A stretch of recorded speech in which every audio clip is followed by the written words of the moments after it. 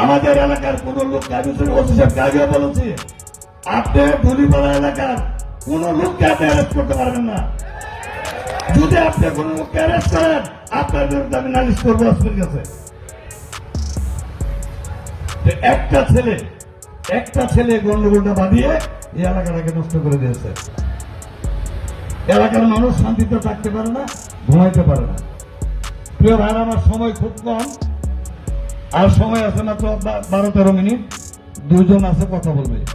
আমি তানভীর সিদ্দিকীর জন্য এদেশের মানুষ কিন্তু কাঁদবে এক সময়। এখনই আমরা কাঁদি। এই তানভীর সিদ্দিকী, রুহুল আমিন সাহেব সহ 5 দিন হাঁটি হাঁটি পাপা করে এই শ্রীপুরে বিএনপিকে জাগ্রত করেছে। আমরা দীর্ঘ 21 বছর মধ্যে 18 বছর আমরা কম কষ্ট করি নাই। এমনিতে হয় নাই, দল এমনিতে জাগ্রত হয় নাই, দল এমনিতে শক্তিশালী হয় নাই।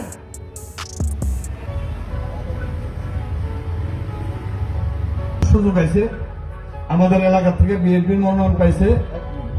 আমরা দয়া করিয়া আপনারা দয়া করে এবার ধানের শীষে ভোট দিয়ে শ্রীপুর থেকে বিএনপি করবেন কিনা?